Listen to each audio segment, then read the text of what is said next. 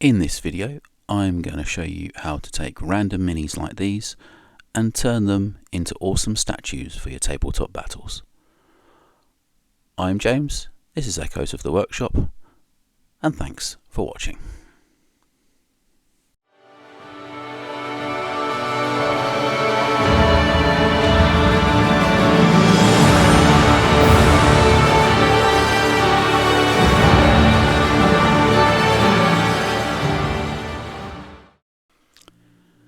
So welcome back to the channel. Thank you so much for clicking on this video. If you like what you see, I would absolutely love if you'd consider liking the video and subscribing to the channel. Every one of those YouTube things helps me with my desire to grow this channel. So thank you very much. So these here are the minis I'm going to be working with.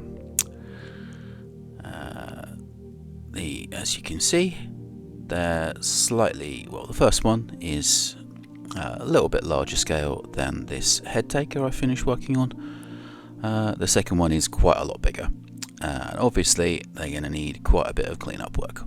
So I'm going to do that off camera, and once that's done, all the little bits of support and 3D printed nonsense, once that's all gone, we're ready to get on to the next step. First thing is to figure out how high you want this statue to be. You could, for example, have it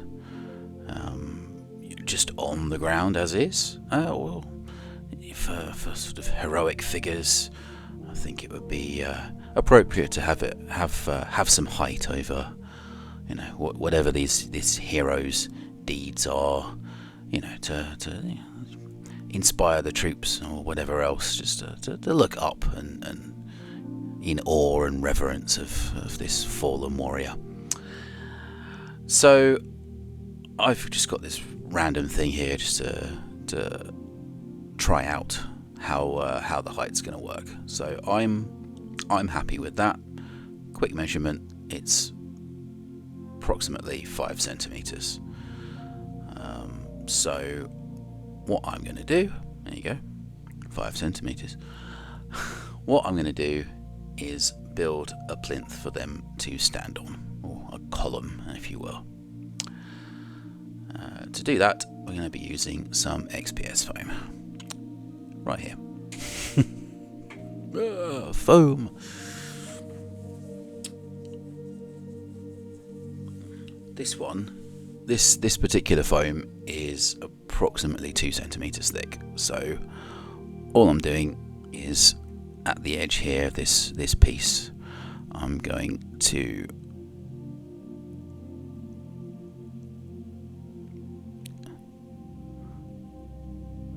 slice off the edge.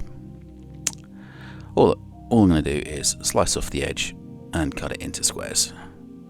These are, I believe, approximately 8 centimeters. 8 centimeters square. So yeah, cut out 3 of those and stack them on top of each other.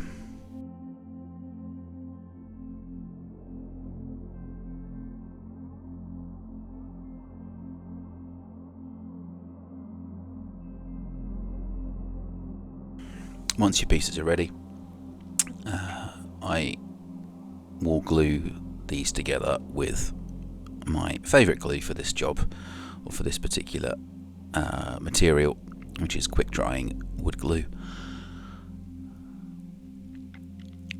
Once those are all in line, stick some cocktail sticks through the centre for stability, and just let it fully dry and cure.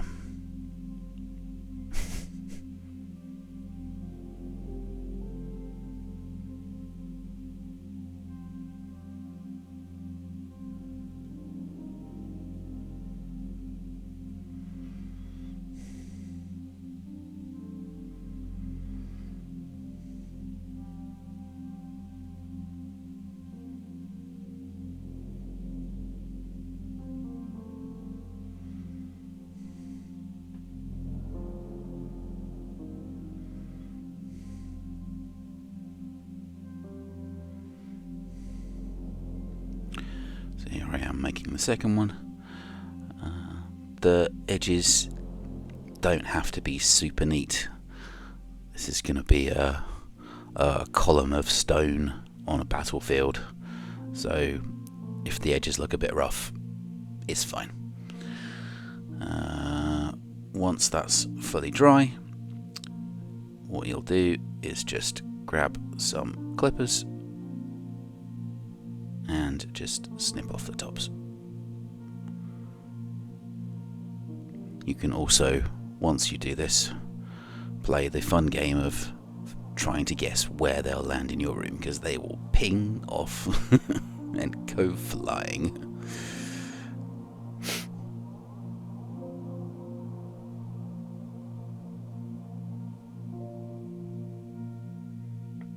Cool. Very happy with that. But to turn it from 3 blocks of foam stacked on top of each other to stone, we're going to need to put some work in.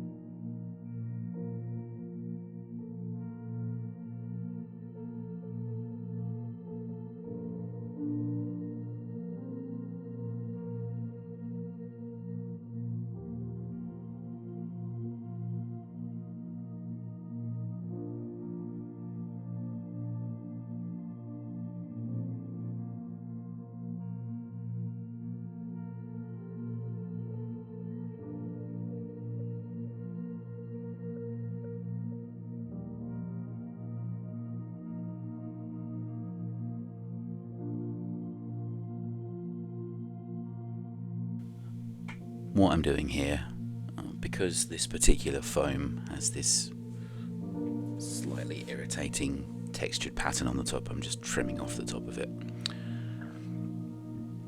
And then what I will do is trim down the sides so they're more or less flat. Boarding for this particular step did not work. I essentially trimmed down the sides and then made an octagonal shape by sort of working my way around. One of the best ways of turning foam like this into a stone, or approximating stone, is to grab a ball of aluminium foil and just press it and prod into the foam. It retains whatever happens to it amazingly well, which is why it's so good for terrain building. You can also, as you can see here, I'm going at it with my my hobby knife, putting some scratches, like just sort of digging it in and pulling it away, so like chunks of stone are sort of blown away from that. Just all adds to the effect, this sort of weathered stone effect that we're going for. And our mini will sit on top. This was another experiment I wasn't 100% sure would work, but wood glue will also attach these minis to this foam no problem. So there's a tip for the day. 3D printed resin attaches to foam with wood glue.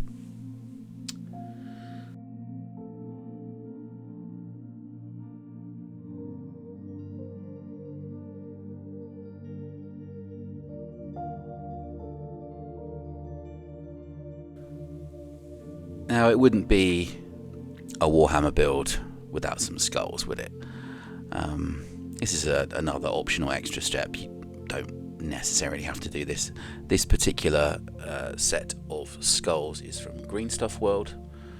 I believe the product, if I can find the thingy.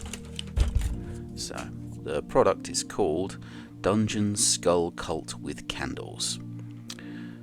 Just a blister of resin bits, and I'm taking several of these and placing it within. This one's a particularly cool little sort of, I guess you'd call it an interesting nook. It's like this little sort of doors that are open, a little alcove with some skulls and candles inside. It looks pretty cool. I'll attach more of these around the base of the Mini, as you can see in a moment. But yeah, just wanted to show that here. Very, very cool little product, very atmospheric for grim, dark things. Again, sorry about this, but off-camera recording didn't work. Essentially, it just made a very simple base for these two. This is foam board, so 1 centimeter thick foam board, cut out into squares and then beveled the edges, so it's got like a 45-degree angle. And that's just going to go on there, and as you can see, using the wood glue again, attaching skulls all the way around.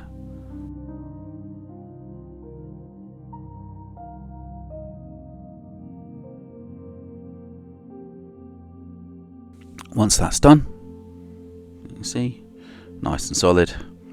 The ground will need some texture as well, so grab yourself a container. This is Mod Podge. PVA glue will work just fine for this as well. Just paint that over the base, and then chuck on some sand.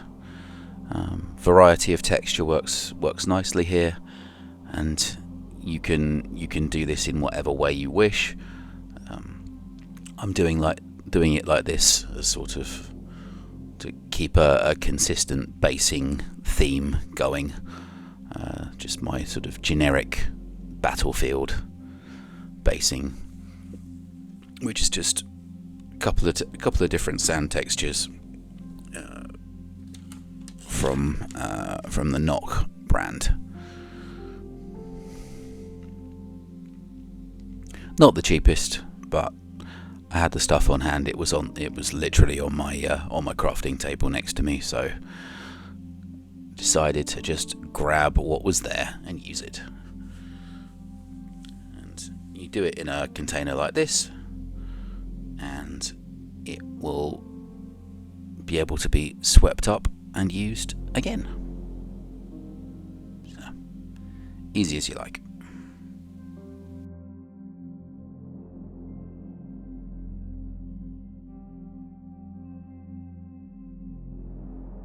Now, for priming, you cannot spray foam like this with your regular rattle cans. It will melt the foam. So to seal this part of the model in particular, I'm just going to do the old faithful classic Blackmagic Craft. Equal parts black paint, Mod Podge, and a touch of water to thin it down, and just slap that over everything.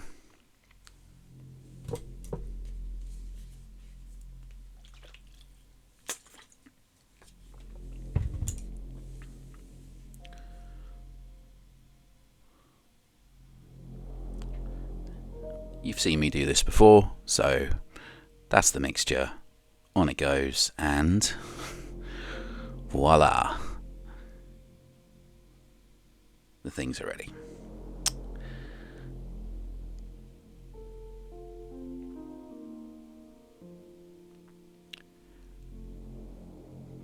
Job done, as they say. So let that dry, and I'll take it outside for a rattle can prime. What I've done here is finally attached the hammerhead on. All I've done is taken a couple of rattle cans, first black and then a zenithal prime with grey, and then it's on to the fun step, bringing these models alive with our paint. So this particular paint job was inspired by channel on YouTube called Paint by Blunders, and there'll be a link to his channel in the description.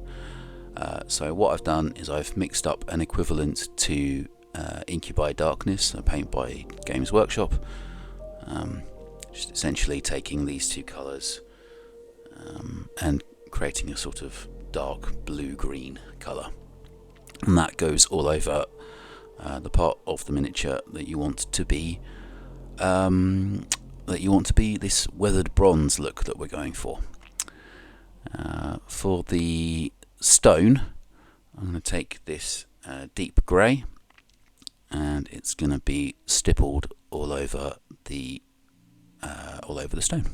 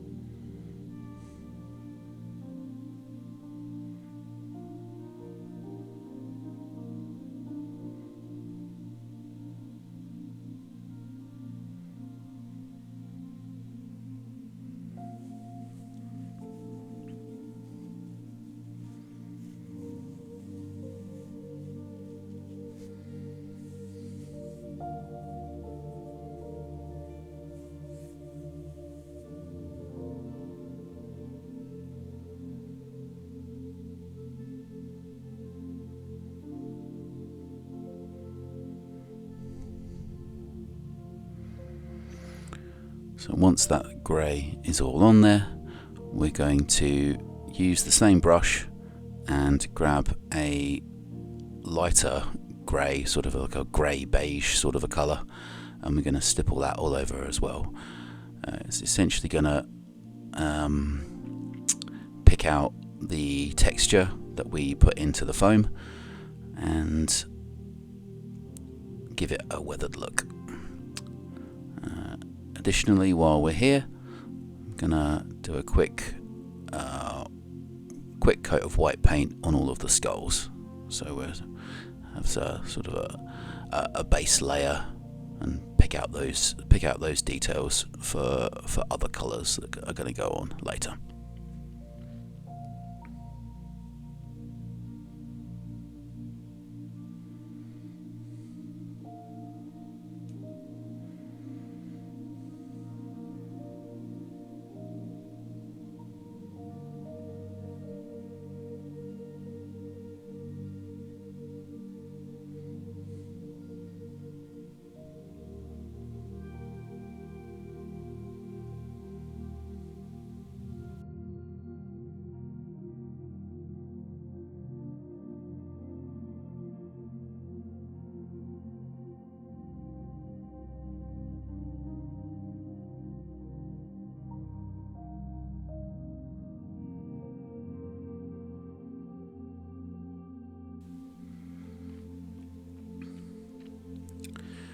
While we're doing base coats, we'll do the brown for the base as well.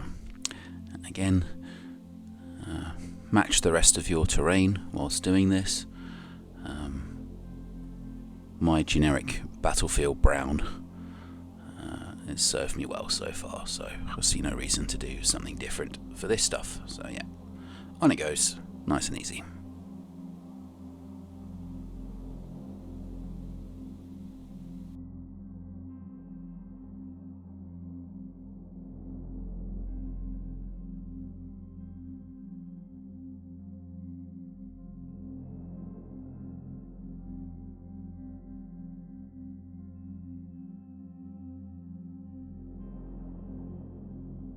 So the next thing to do is to add some colour. These resin bits have a bunch of cool little details that I'm picking out with various colours. There's some books down there, there's the skulls themselves. Essentially the skulls, I'm using Army Painter War Paints Fanatics. The candles, I'm painting Ice Yellow. The skulls, Skeleton Bone. The books, some of them going to be Leather Brown, some Command Khaki, and some Angelic Red. Just adds a bit of colour and variety to this model.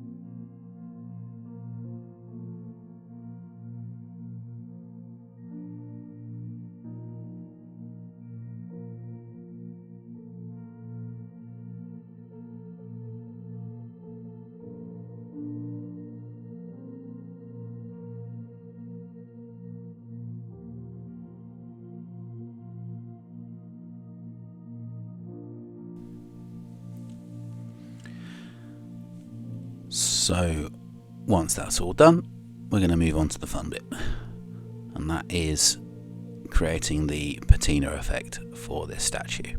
So I'm going to use a couple of different sponges and also a small dry brush, and essentially this is Vallejo's Jade. The colour is just Jade, and this is going to be sponged on all over the model, well, wherever you want it to be.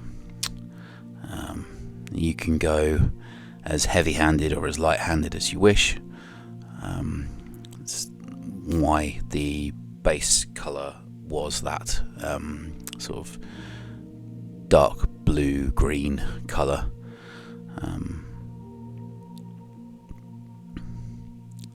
Yeah, so however much you want on there, just have at it.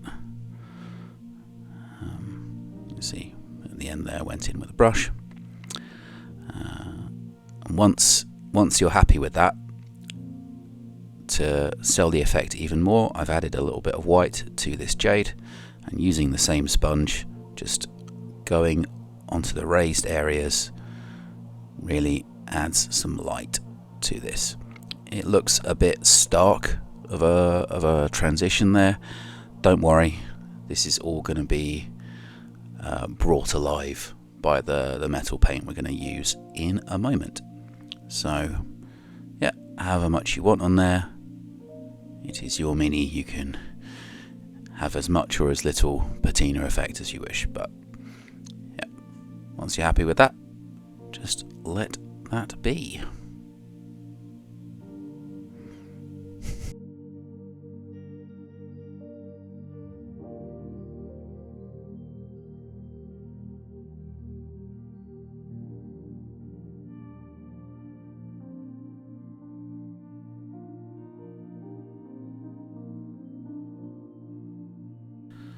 And before we do the step with the metallics, all I'm going to do is use a sepia wash and just go over all of those details I painted earlier. Knocks down the brightness. Likewise, a couple more dry brushing steps here. I'm going to take sort of sandy buff colour and a grey, and sort of alternate between dry brushing and stippling over the base. Brings out the texture, makes it look better. Nice and easy.